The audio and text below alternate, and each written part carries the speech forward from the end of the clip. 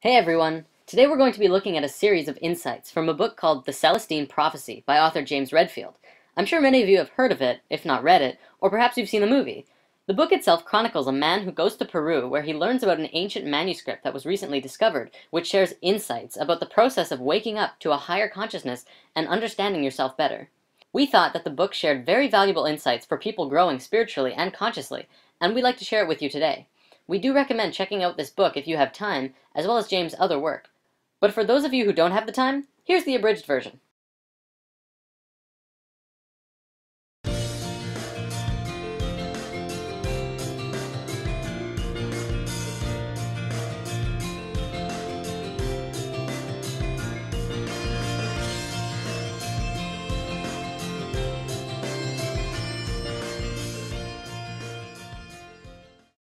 The first insight!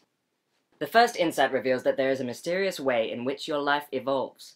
It talks about how there is something more, something spiritual, operating underneath everything we do. It encourages one to look at their life in a new way, taking the coincidences in their experiences seriously. People are realizing that these meaningful coincidences in their life are not coincidences at all, but synchronistic events, and following them will start you on your path to spiritual truth. The second insight. The second insight reveals that we are all in the process of constructing a new perception of the world that we live in. The first half of the millennium was controlled by the church, which interpreted spirituality for the people, passed down doctrine, restricted our beliefs, and controlled the avenues of power. It put one in a specific place within society, and humankind at the center of the universe in a battle of good and evil. These beliefs gave meaning to life, but they were challenged during the Renaissance and Reformation. From there, humans took to science to discover the meaning of life. Of course, science wasn't able to figure it out right off the bat, so in the meantime, we turned our attention to increasing material comfort while our adventurers and scientists searched for the meaning of life. Now, as we start a new century, we have lost touch with all meaning to life, but have achieved the material comfort that we sought after. People are beginning to wake up and realize the state of the world, and we're beginning to look inward at ourselves. It's time for us to reconnect with life's ultimate purpose. The third insight! The third insight begins a new view of life. It describes a new understanding of the universe as being made entirely of energy, and not only that, but an energy that responds to how we think. This energy is malleable to human intention, and expectation can be consciously caused to flow out into the world and affect other energy systems. Interactions between energy systems, including humans, involves a blending, depletion, or absorption of energy. The insight teaches how to observe this energy through an enhanced, heightened sensitivity to beauty. Beauty is on the same wavelength as this invisible energy, and by being in tune to the beauty in nature or even in others, we can begin to tune into the energy fields. The insight talks about perceiving auras in a specific way, as seeing energy fields around individuals or nature in certain colors. I want to point out that not everyone will see auras and energy fields in the same way. Some will feel into them, feel what others are emitting by being around them. Some people will see them, but not everyone will see colors either. You might just see a white glow, or you could even see a swirly field, or nothing at all. Remember that everything is frequency, and ultimately, it will depend on what frequency you are picking up and tuning into. Only a small part of the electromagnetic spectrum is the colorful aura that is described in the third insight. The fourth insight. The fourth insight points out that we as humans have been unconsciously competing for this particular energy that flows between people. We draw it from each other and protect ourselves from others attempting to draw it from us. This can lead to some nasty interactions in which we humans will age each other in the competition for energy. The fifth insight! This insight reveals that competition for energy is unnecessary because subtle energy exists in abundance.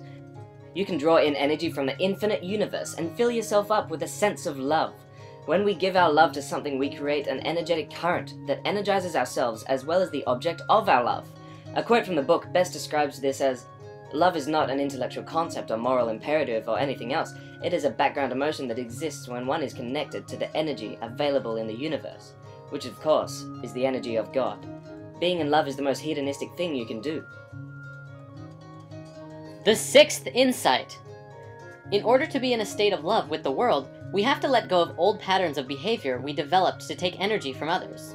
These are called control dramas, which we can clear by simply being conscious of them and realizing the higher truth behind our control drama fantasy. There are 4 control dramas. 2 are actively demanding energy, and 2 are passively creating conditions in which energy is sent. Active control dramas include intimidation and interrogation. asking questions and then picking apart the answers.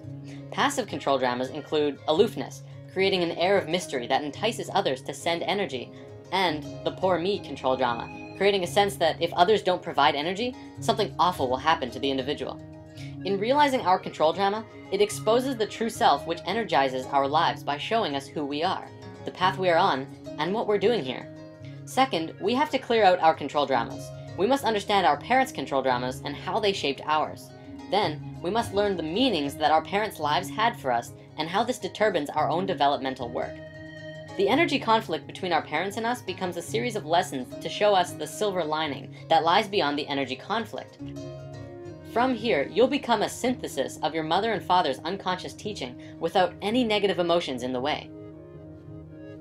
The seventh insight! Once you are cleared of traumas, you can build energy through contemplation and meditation. Focus on the basic life question and start writing a steady stream of intuition, dreams, and synchronistic coincidences, all guiding you in the direction of your evolution and transformation. Center yourself on your life path by discovering the immediate, smaller questions that currently confront you in life. These questions always pertain to the larger question and define where you currently are on your lifelong quest. The eighth insight. This insight tells us that we can aid others as they bring us the answers we seek. It describes a whole new ethic on how people should treat each other in order to facilitate everyone's evolution. In relating to others, it points out that children can be raised without control dramas if they have a constant, undivided access to an adult who can give them the energy they need. Evolution can't be done alone, so begin to practice this new ethic by uplifting those who cross your path. Talk to people who you meet coincidentally or make spontaneous eye contact with.